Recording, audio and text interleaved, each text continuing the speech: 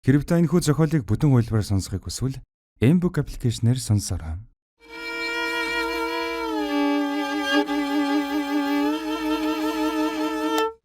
Аудио үзүүлж байна. Хэрэв та бэлэн бол чихвч эзэн.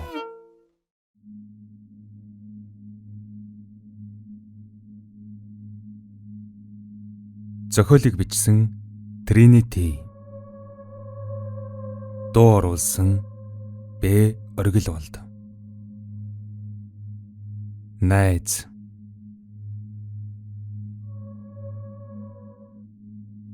Дугаар хэсэг. Хэзээ ч вилээ болоод өнгөрсөн явдал санааных нь мухарт эргэлдэнэ. Ямар тач төрсөн өдөр нь болсны дараахан зуны нэг үдэш хуланг дагаад гэрд нь очиж байсан юм. Тэгэхэд саруул хулангийн нохойг санаан доромгүй том биетэй болохыг нь анх удаа гайхан анзаарсан юмдаг. Саруул тэр үед болж өнгөрсөн яриаг хулангийн хэлж байсан үгсийг эргэн санана. Хөдрөөс айх хэрэггүй, зүгээр л том биенээс цаашгүй ёстой хорхоо торгүй номхон амтан. Манай энэ хавийн гудамжны жаахан хүүхдүүд хүртэл айхын битгийгэл морин жуг юм шиг дээр нь мордож тоглодог байхад чи айгаад тухтай яах вэ? Жаахан хүүхдүүд болохоор л айхаа мэдэхгүй байгаа юм. Би том болсон. Тийм болохоор айн мэдв. Би ерөөсөө чамд нохоогоо бэлгэлнэ. Мангартаад байгаач. Би ийм том нохоог яах болж байна? Хоолыг нь ч өгч чадахгүй. Айгүй л чамайг нэг орой манаад ирэхэд чинь би өөрөө хөдрийн хоол болчихсон байх үз. Хөдрийг бүр жаахан нүдэн анаатай гөлөг байхад бид хоёр гэртээ авчирч ирсэн юм. Тэгэхэд ээж минь их баярлж үлээ. Манай ээж бүр юм ярьсан гэд боддоо. Бид хоёр хэсэгхэн зур ээжийг ирүүл болчихлоо гэж бодсон шүү. Гэвч маргаашнаас нь ээж дахиад л юм ярихаа болчихсон доо. Мэдээж аав ч гэсэн бас л архиа ууж ихэлсэн. Чиний авахгүйг хамаагүй. Би чамд нохоогоо бэлгэлнэ. Яахав манай хашаанд амьдарч л байна үз. Тэгэхэд хизээ нэгэн цагт чамд заавал өгнө ойлгов уу? Төрсөн өдрөөр ч нөлөгтэй бэлэг өгч чадаагүй яйдаа вэз гэж бодоод байсан юм. Ашгүй өгөх юмаа оллоо. Мангартаад вэ? Наадах чинь бэлэг биш, харин шийтгэх шиг сонсогдож байна. Харин ч нэг жинхэнэ бэлэг шүү. Чамд над шиг ийм гоё бэлэг өгөх хүн энэ хорвоод хаач байхгүй. Би чамд бэлэг өглөө шүү. Чи намайг хэлсэндээ үрдгийг мэднэ үсттэй. Мангар. Тийм ээ, нэг темирхүү харилцсан яриа болгоод өнгөрсөн юм. Тэр үед хуланг зүгээр л тоглож байна гэж бодсонсан. Тэгтэл үгүй байсан бол л та. Хэдий үгэж үрэгдсэн чиглэн хэлснийн хэрэгжүүлж байгаа царай нь энэ үү? Эсвэл намайг хорлох гэж, миний амьдралыг бүрэн булаах гэж энэ аимшигын том араатна гэрт минь авчрах нь энэ үү? Саруул өөрөөсөө ийн асуулаа. Тэрээр өрөөнийхэн хаалгыг дотор талаас нь хааж түгжээд орныхон болонд цөмцийн суужээ. Хөдөр амнаас нь том улаан хилэн унжуулан өөрлөө нэг тийм тэнэгдүү гарцаар ширтэн оцон сууна. Өөдрөө буцаж сэтгцэн хөвд асуудалтай болж байгаа ээжтэйгээ нүүр тулснаас энэ нохот хамт ингээд суух нь арай аюулгүй мэт санагдана. Ийм нөхцөлд ер нь яавал дээрвэ? Хэмээн өөрөөсөө асуухч олигтой хариу олж чадсангүй. Тэгэд ямар ч гордлог тэн аавынхан утас руу залгадал дөнгөж дуудваа үгүй юу? Өөдөөс нь салгаад байгаа юм тэр.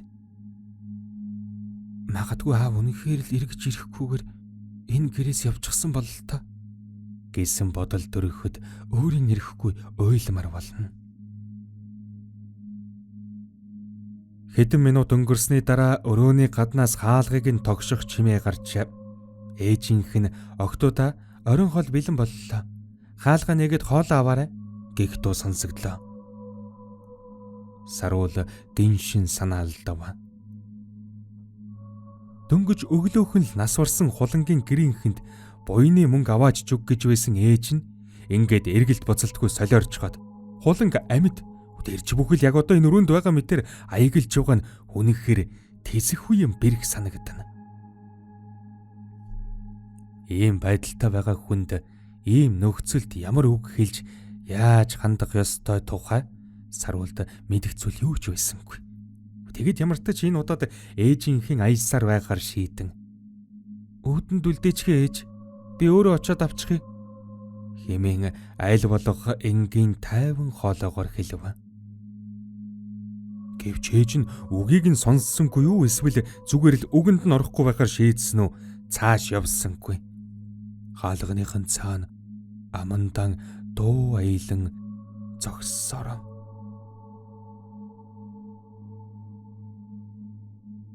Саруул орон дээрэн холмогнон суусаар байсан эцэстийн тэсгэл алдан явж очоод хаалгаа нээлээ. Ээж нь том царан дээр 2 тавган шарсан котлет тавьчихсан инээмсэглэн зогсно. Тэрээр гэрдэн өмсдөг халаадныхан бүсэнд хаяа нэг мах ивдэг болохоор л хэргэлдэг бараг тохон чиний урд том хутгаан хавжуулчихсан харагдана. Тэрээр саруул руу хардаж сэжиглсэн байртай эрүүл бус нүдээр ширтэн байсан. Аавчин залгаагүй үз.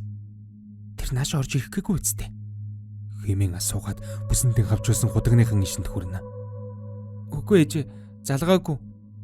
Хэмээн чичгэнсэн хоолоогоор арай ихэн хариулт хэлсэн саруул галзуурч гадууга ээжийг нь өөрөөсөн хол байлгахын тулд цартай хоолыг шалуухан шиг аваад өрөөнийхэн хаалгыг хаалаа. Хаалганых нь гадна үлдсэн ээж нь сайхан хооллоор огтоо хэмээн хэлээд цааш алгах нь сонстов. Урд өмнө ээжигийн ийм байдалтай байхыг хизээж харж байгаагүй саруул өрөөнийхэн хаалгыг төгжчгээд яахаа мэдэхгүй жижигнэн суусаар. Ээжийнхэн өгсөн 2 тавгтай хоолыг тэр чигт наваачаад ханын шүгэндэн хийгээд хаалгыг нь хааж өргөлөө. Хоол идэх хүсэл алга. Үеэр ийм үед хоол идээд сууж байвал энэ нь өөрөө жинхэнэ галзуу хэрэг болно гэсэн үг. Нохой өөр л үнширтэж тэгснэг тавгтай хоол гэж өргөсөн ханын шүүгээрөө харцан шилжүүлж хил аман долоо авч байрнаас нь хөдлөлгүй цом цон суусаар. Саруул юу хийх ёстойгоо мэдсэнгүй.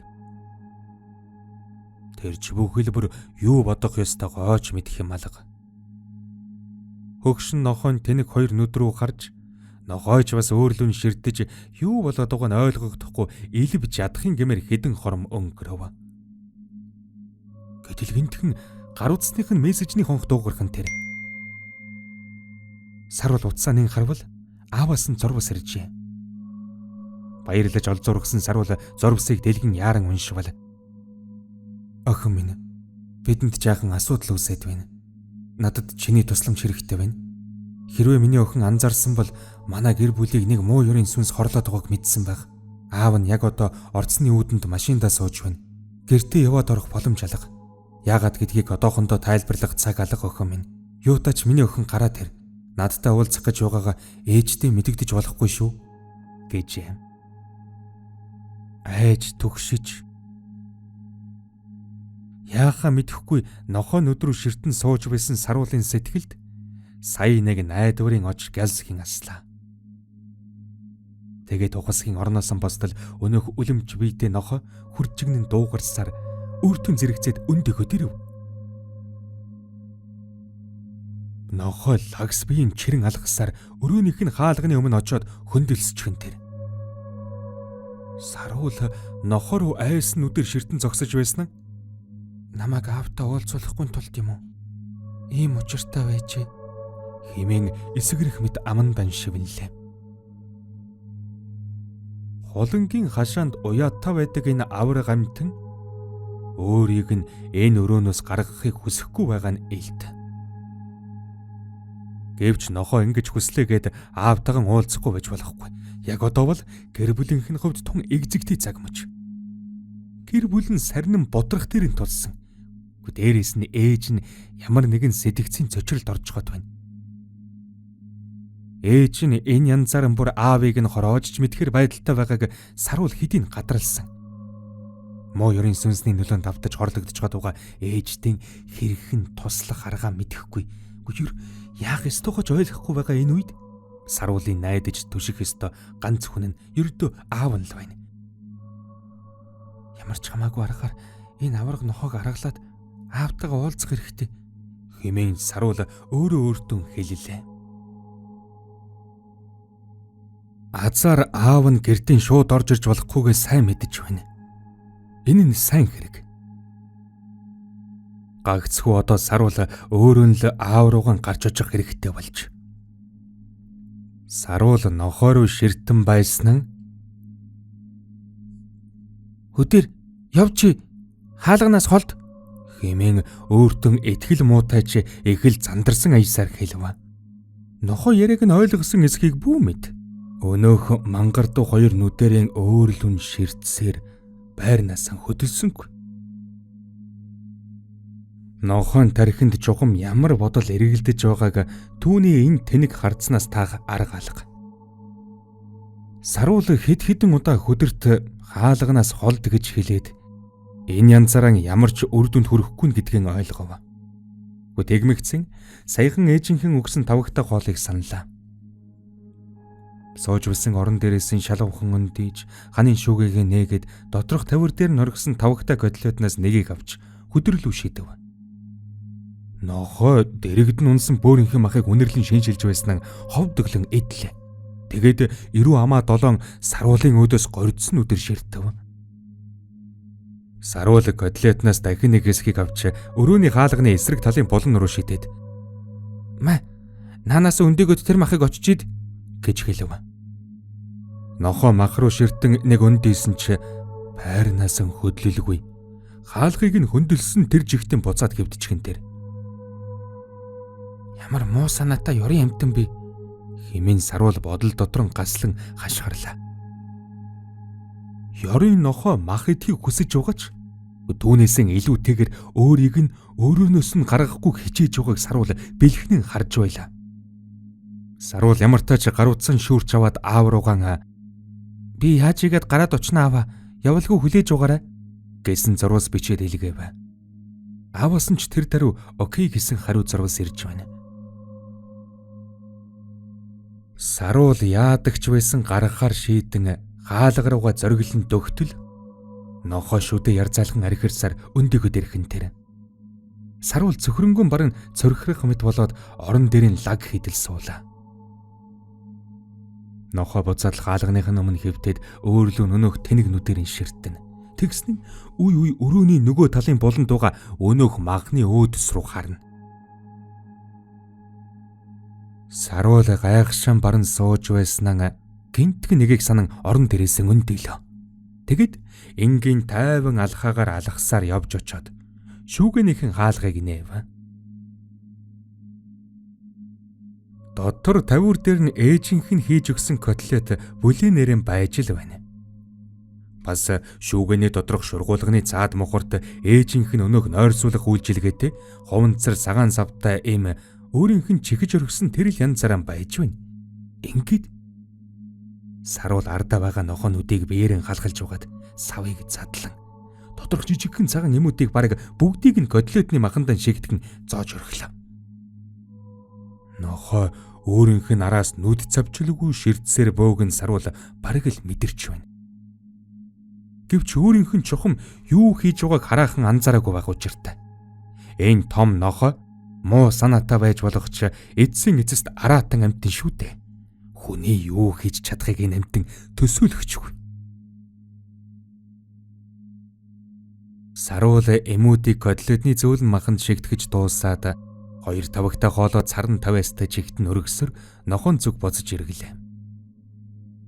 Нохоо байрнаас нь хөдлөхгүй ч хээл амаан шилэмд нь долоож Саруул руу гордсон харцаар харна.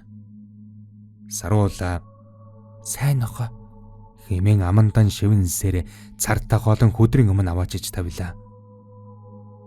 Нохоо эргэлдсэн байртай Саруул руу ширдсээр. Гэвч нэг их удалгүй додор нь асар хүчтэй нойрсуулах юм өчтөчнөөр нь чигсэн котлетыг өмхөлж эхэллээ. Саруул нохоон идэж бөг нүд салгаалгүй ширтэн.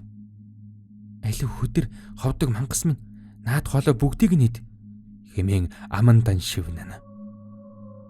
Нохоо Саруул руу ууж гаргас өгөөгүй өмнөө байгаа тавхтаг хоосолж орхилоо. Саруул дотоо хүлээх л үлдэжээ. Тэрээр мөглөнч битэн минь одоо хурдхан шиг унтаж үз хэмээн шивнэн хэллээ. Хэрв та энэхүү зохиолыг бүтэн хуулбараар сонсохыг хүсвэл Mbook аппликейшнээр сонсороо.